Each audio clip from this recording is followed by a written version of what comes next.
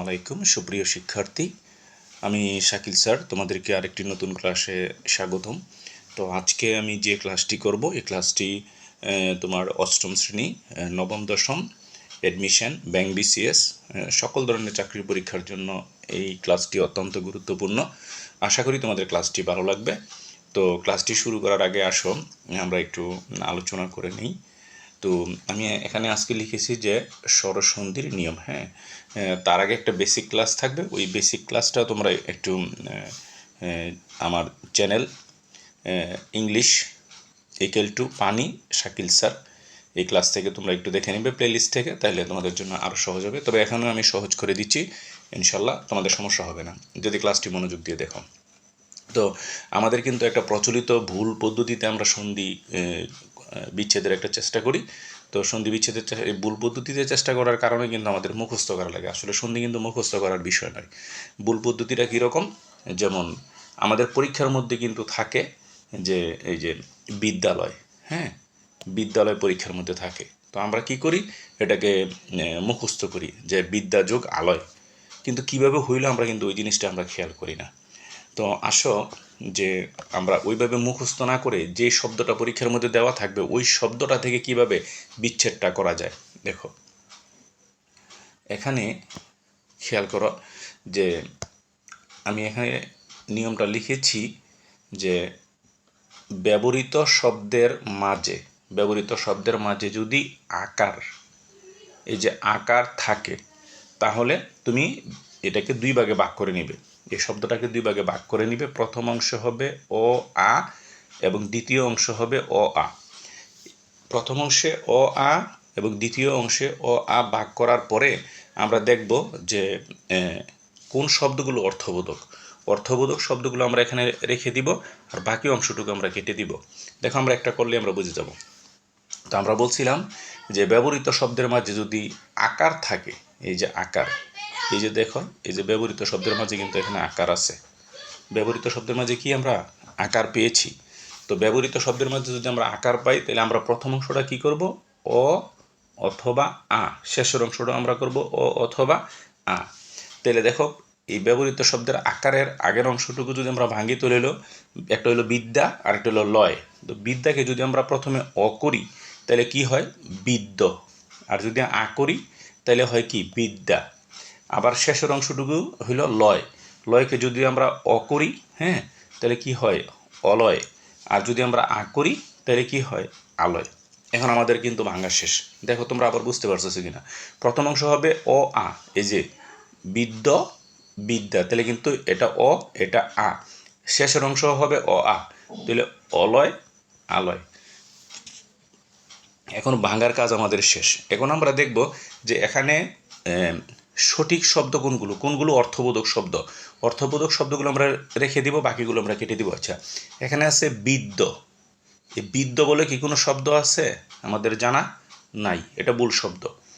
তারপরে অলয় বলে কি কোনো শব্দ আছে, অবশ্যই নাই। তাহলে এই দুইটাও কাটা। তাহলে বাকি থাকলো কি, বিদ্যা যোগ আলয়। তাহলে এটাই সঠিক উত্তর। এটাই সঠিক উত্তর, বিদ্যা যোগ আলো। এখন আশা করি তোমরা বুঝতে পারছো। আবার এখানে তোমরা অর্থ করার চেষ্টা করো, যেমন বিদ্যা শব্দের অর্থ জ্ঞান, আর আলয় শব্দের অর্থ হলো ঘর। বিদ্যালয় শব্দের মানে কি, বিদ্যার বা জ্ঞানের ঘর।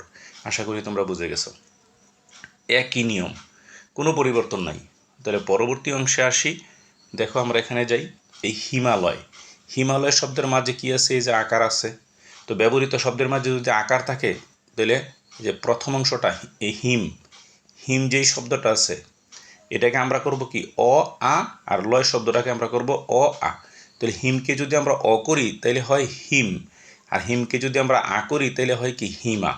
তারপরে লয়কে যদি আমরা অ করি তাহলে হবে কি, অলয়। যদি আমরা আ করি তাহলে হবে কি, আলয়। তো এখন দেখো হিম অর্থ বরফ, আর অলয়ের অর্থ নেই, তাহলে অর্থটা আমরা এটা কেটে দিলাম। এরপরে হিমা বলে কোনো শব্দ নেই আমাদের জানা বা প্রচলিত, এরকম কোনো শব্দ নেই। আলয় শব্দের অর্থ হইল গড়। তাইলে এই যে হিম আর আলয়, এই দুটো মিলে হবে সন্ধি। তাহলে হিম যোগ আলয়, এই হিমালয়। আশা করি তোমরা এটাও বুঝে গেছো। মানে আমরা ভাঙার পরে আমরা দেখব যে রিয়েল শব্দ এখানে কোন শব্দগুলোর সত্য, কোন কোন শব্দগুলোর অর্থ আছে ওই শব্দগুলো রেখে বাকি শব্দগুলো কেটে দিলেই কিন্তু আমরা বুঝতে পারবো। যেখানে এখানে হিমা কাটা গেল, এখানে অলয় কাটা গেল, তাহলে এখানে থাকে কি হিম, আর এখানে থাকে আলয়, তাহলে হিম যুগ আলয়। আশা করি বুঝে গেছো। তারপরে আশাতীত, আশাতীতের মাঝখানে কি আছে, এই যে আকার আছে। তাহলে এখন কি করো, এই শব্দটাকে দুই ভাগে ভাগ করো। প্রথম হইল আশ, আশকে দুই ভাগে ভাগ করো। প্রথমে যদি অ করি, হ্যাঁ, তাহলে কিন্তু কি হবে আর অস, এটা আমার এখানে ভুল উঠছে, এটা হবে আশ। তারপরে যদি আমরা আ করি তাহলে কি হবে আশা।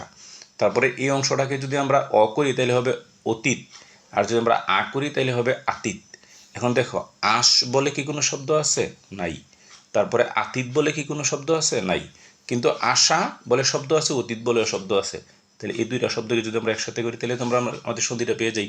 তাহলে আশা যোগ অতীত, এই যে দেখো সঠিক উত্তর। আশা করি বুঝে গেছো।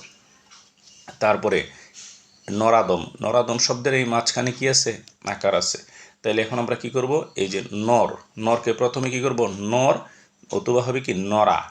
অদমকে কি করব অদম, অ অদম, নাইলে হবে কি আদম।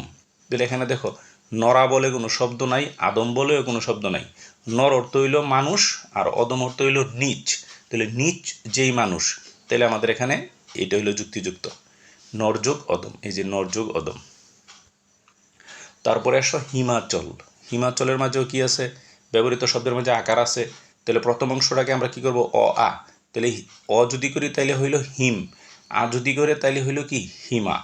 আবার যদি আমরা এদিকে যদি অ করি তাহলে অচল, এদিকে যদি আ করি তাহলে হইল কি আঁচল। এখন আমরা দেখব যে সঠিক শব্দ কোনটা। যেমন হিমা, হিমা বলে কোনো শব্দ নাই, হ্যাঁ। আঁচল বলে কোনো শব্দ আমাদের এখানে সন্ধিতে নাই। হিম অর্থ বরফ, আর অচল অর্থ হইল কি সরি হিমা, হিম, অচল বলে কোনো শব্দ নাই, হিমাচল। তো হিমাচল যদি বলি, আমাদের এখানে একটু ভুল হচ্ছে, সরি। এখানে যদি আমরা বলি যে হিমা বলতে কোনো শব্দ নাই, আর আঁচল বলে কোনো শব্দ নাই।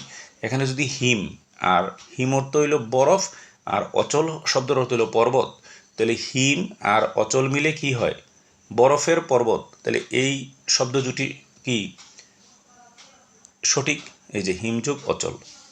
তারপরে এখানে দেখো দেবালয়, এটার মাঝখানে কি আছে? এই যে আকার আছে। তো আকার তাহলে প্রথম অংশে অ আ, তাহলে কি হইল দেব। এরপরে কি হইল দেবা। এদিকে কি হইল অলয়, এদিকে কি হইল আলয়। একটাই কিন্তু নিয়ম, এই প্রথম অংশে হইতেছে অ আ, আবার এদিকেও কি হইতেছে অ, অ দিয়ে একটা শব্দ, আ দিয়ে আরেকটা শব্দ। আশা করি তোমরা কিন্তু বুঝতেছো। তাহলে এখানে দেখো, এই যে এখানে বলা আছে কি দেবা। তো যে দেখো, আমরা কি ইন্ডিয়ার যে নায়ক আছে ওনাকে কি দেবা বলি? আমরা কি বলি দেব বলি। তাহলে দেবা শব্দটা ভুল, তাহলে এখানে অলয় শব্দটা ভুল। তাহলে এখানে দেব যোগ আলয়, দেব হইল দেবতা, আর আলয় মানে ঘর, দেবতার ঘর। তাহলে এই শব্দ দুটি হলো সঠিক। আশা করি বুঝে গেছ। তাহলে ব্যবহৃত শব্দের মাঝে যদি আকার থাকে, ব্যবহৃত শব্দের মাঝে যদি কী থাকে আকার থাকে, তাহলে প্রথম অংশ অ, এরপর প্রথম অংশ অ আ, এর শেষের অংশও কি অ আ। এভাবে তোমরা করে ফেলবা, বাকি সবগুলো তোমরা ইনশাল্লাহ করে ফেলতে পারবা। আসি এবার 2 নম্বর নিয়মের মধ্যে। বলছে ব্যবহৃত শব্দের মাঝে একার থাকলে, এই যে একার, ব্যবহৃত শব্দের মাঝে যদি কী থাকে একার থাকে, তাহলে আমাকে কি করতে হবে? প্রথম অংশ তৈরি করতে হবে। প্রথম অংশ হবে অ আ, হ্যাঁ। স্বরধ্বনিতে সবসময় প্রথম অংশ অ আ থাকবে, আর শেষের অংশ হবে ই ই, হ্রস্ব ই দীর্ঘ ই। কী বলছে? ব্যবহৃত শব্দের মাঝে একার থাকলে। এই নিয়ম কিন্তু তোমাদেরকে একদম মুখস্থ করে ফেলতে হবে পানির মতো। এই যে দেখো, ব্যবহৃত শব্দের মাঝে একার আছে, এই যে একার, একার যদি থাকে প্রথম অংশ করো, প্রথম অংশ হবে কি মহ, আর নাইলে কী হবে মহা। এই যে যদি অ করি, এই যদি অ করি তাহলে কী হয় মহ, আর যদি আ করি তাহলে কী হয় মহা। তারপরে এদিকে কি হবে ইস, তাহলে একটা ইস হবে হ্রস্ব ই দিয়ে, আর একটা ইস হবে দীর্ঘ ই দিয়ে। তো তোমরা সবসময় মনে রাখবে ইস এবং ইচ্ছা, ইস এবং ইচ্ছা সবসময় দীর্ঘিকার দিয়ে হয়। আবার আমি নিয়মটা বলছি। তাহলে এই মহ বলে কোনো শব্দ নাই, আমরা কি কখনো বলি মহ সম্মেলন? জীবনও না। ইস বলেও শব্দ নাই। মহ, মহা মানে কি মহান, আর ইস মানে কি এখানে ঈশ্বর। তাহলে মহান যে ঈশ্বর, এটা সঠিক উত্তর হলো এখানে। আশা করি বুঝে গেছো। পরমেশ, পরমেশের এই যে দেখো শব্দের, ব্যবহৃত শব্দের মাঝে কি আছে একার আছে। তো ব্যবহৃত শব্দের মাঝে একার থাকলে কি হয়? প্রথম অংশে অ আ, শেষের অংশে ই ই। তাহলে প্রথম অংশকে অ আ যদি করো তাহলে কি হয়, অ করলে পরম, আ করলে পরমা, এরপরে ইস, ইসকে রস্য ইকার দিয়ে একবার ইস, দীর্ঘ ইকার দিয়ে একবার ইস। তাহলে এখন পরমা বলতে কোনো শব্দ নাই, ইস বলতে কোনো শব্দ নাই। পরম মানে কি মহান, আর ইস মানে কি ঈশ্বর, মহান যে ঈশ্বর, এই শব্দ দুটি মিলে এই যে পরম যোগ ঈশ্বর। আশা করি বুঝে গেছ। তারপরে আসো শুভেচ্ছা। এই যে শুভেচ্ছার মাঝখানে কি আছে, একার আছে।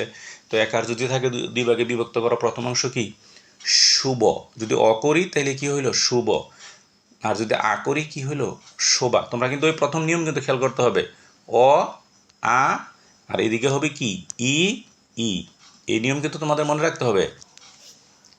এরপরে আসো তাহলে শুভ, শুভ শোভা, এটা হবে ইচ্ছা ইচ্ছা। তাহলে দেখো আমরা কি কখনো শুভা বলি, শুভা বিবাহ বলি, বলি না। ইচ্ছা কি কখনো এই দীর্ঘকার দিয়ে লিখি, কখনো না। তাহলে এই শব্দ জুটি হলো সঠিক, শুভযোগ ইচ্ছা, এই যে শুভযোগ ইচ্ছা। এরপরে দেখো যথেষ্ট, এই যে ব্যবহৃত শব্দের মাঝে একার আছে, একার থাকলে প্রথম অংশ অ আ, তাহলে কি হলো যথ, না হলে কি হলো যথা। এদিকে কি হবে ইষ্ট, নাহলে হবে কি ইষ্ট। হ্যাঁ, তো এখন কি হবে, যথ বলে কোনো শব্দ নাই, আর ইষ্ট এই দীর্ঘকার দিয়ে কখনো হয় না। তাহলে এই যথাযোগ ইষ্ট এই শব্দ জোড়া হইল সঠিক, এই যে যথাযোগ ইষ্ট। আশা করি বুঝে গেছো। তারপরে আসো নরেশ। নরেশের মধ্যে কি ব্যবহৃত শব্দের মাঝে একার আছে, তাহলে একার থাকলে প্রথম অংশ হবে কি অ আ, তাহলে নর নতুবা নরা। এদিকে হবে কি ই ই, তাহলে ইস আর এলো ইস। হ্যাঁ, এখন কি হবে, নর, নরা বলে কোনো শব্দ নাই, ইস বলে কোনো শব্দ নেই। নর মানে কি পুরুষ, আর ইস মানে কি ঈশ্বর, পুরুষ ঈশ্বর। তাহলে এই শব্দটা কি যুক্তিযুক্ত, এই শব্দ জুটি। তাহলে নর যোগ ইস, নরেশ। রমেশ, ব্যবহৃত শব্দের মাঝে একার, ব্যবহৃত শব্দের মাঝে একার মানে কি প্রথম অংশ অ আ, তাহলে রম অথবা রমা, শেষের অংশ ই ই, ইস ইস। আমরা আবারও সহজ করার জন্য বলছিলাম ইস আর ইচ্ছা সবসময় দীর্ঘকার দেওয়া হয়, তাহলে রমা বলতে কোনো শব্দ নাই, ইস বলতে শব্দ নাই, তাহলে রম আর এলো ইস, এলো রমেশ, এটা সঠিক। এবার আসি 3 নম্বর নিয়মের মধ্যে। ব্যবহৃত শব্দের মাঝে উকার থাকলে, ব্যবহৃত শব্দের মাঝে উকার থাকলে এই নিয়ম, প্রথম অংশ অ আ, এই যে প্রথম অংশ সবসময় অ আ থাকবে স্বরধ্বনিতে, শেষের অংশ হবে কি উ রস্যাউ নাহলে দীর্ঘাউ। তো আসো আমরা করি, এই যে সূর্যোদয়, তাহলে এই যে ব্যবহৃত শব্দের মাঝে উকার আছে কিন্তু, এই যে উকার, এই যে দুইটা মিলে কি উকার আছে। উকার যদি থাকে তাহলে আসো প্রথম অংশকে ভাঙ্গি, প্রথম অংশ অ আ, তাহলে প্রথম হবে কি সূর্য, নতুবা হবে কি সূর্যা। তারপরে কি উদয় নাহলে উদয়, রস্যকার দিয়ে একবার, দীর্ঘকার দিয়ে একবার। তাহলে আমরা কি সূর্যা বলে কখনো বলি, সূর্যা মামা বলি, অবশ্যই না। তারপরে উদয় কি উদয় এরকম বলি, কখনো না। তাহলে এই শব্দ জুটি হলো সঠিক, এই যে সূর্য যুগ উদয়। তারপরে আসো এই যে ব্যবহৃত শব্দের মাঝে উকার, এই যে ব্যবহৃত শব্দের মাঝে উকার, তো উকার থাকলে এখন কি করবা, প্রথম অংশ হলো অ আ, তাহলে প্রথম অংশ হবে গৃহ, নতুবা হবে কি গৃহা। এদিকে হবে কি হয় রস্যকার, তাহলে ঊর্ধ্ব, নতুবা কি হবে ঊর্ধ্ব। তাহলে দেখো আমরা কি গৃহা বলি না গৃহ বলি, গৃহযুদ্ধ, গৃহ, আর ঊর্ধ্ব কখনো এটা দিয়ে হয়, কখনো না। তাহলে এই শব্দ জুটি সঠিক, গৃহযুগ ঊর্ধ্ব। তারপরে আবার দেখো এই যে ব্যবহৃত শব্দের মাঝে উকার, উকার হলে প্রথম অংশ অ আ, তাহলে যথ, যথা। এদিকে হলো কি উচিত, উচিত, রস্যকার দীর্ঘকার। তাহলে দেখো যথ বলে কোনো শব্দ নাই, আর উচিত আমরা এইভাবে লিখি না, তাহলে যথা যোগ উচিত এই শব্দ জুটি সঠিক, এটা সঠিক। তারপরে আসো এই যে ব্যবহৃত শব্দের মাঝে কি উকার, তাহলে প্রথম অংশ কি অ আ, তাহলে গঙ্গ নতুবা গঙ্গা। এদিকে হবে কি উর্মি, নতুবা উর্মি। তাহলে দেখো গঙ্গা বলে কোনো শব্দ নাই, সরি গঙ্গ বলে কোনো শব্দ নাই, গঙ্গ, গঙ্গা বলে শব্দ আছে, গঙ্গা মানে কি নদী। হ্যাঁ, তো এই যে গঙ্গা, আর উর্মি মানে কি ঢেউ, তো এই উর্মির ঢেউ কিন্তু এই শব্দ দিয়ে আমরা লিখি, তাহলে এই শব্দ দুটি সঠিক, তাহলে গঙ্গা যোগ উর্মি। ফলোদয়, এই যে দেখো ব্যবহৃত শব্দের মাঝে উকার, উকার তাহলে প্রথম অংশ কি হবে অ আ, এই যে ফল নতুবা ফলা, এরপরে উদয়, উদয় একবার রস্যকার দিয়া আবার দীর্ঘকার দিয়া। তাহলে এখন দেখো ফলা বলে নাই, তারপরে উদয় আমরা এইভাবে লিখি না, তাহলে কি হবে ফল যুগ উদয়। হ্যাঁ, যেই ফল উদিত হয়েছে আর কি, এরকম যেই ফল, এ ফল মানে ফল আর উদয় মানে উদিত হওয়া, তো এখানে এই শব্দ দুটি সঠিক, এটা সঠিক। সর্বশেষ প্রশ্ন উত্তর। তো ব্যবহৃত শব্দের মাঝে কি আছে? উকার আছে। তাহলে প্রথম অংশ হবে কি? প্রশ্ন, নতুবা হবে কি? প্রশ্না। তারপরে হবে কি? উত্তর, উত্তর। তো এখন তোমরা নিজেরাই বুঝো, প্রশ্না বলে কোনো শব্দ আছে? আর উত্তর কি আমরা এটা দিয়ে কখনো লিখি না। তাহলে এই শব্দ দুটি সঠিক, তাহলে প্রশ্নযোগ উত্তর। আশা করি তোমাদের এই ক্লাসটা অনেক ভালো লেগেছে। কিন্তু আমরা কিন্তু ভুল করি।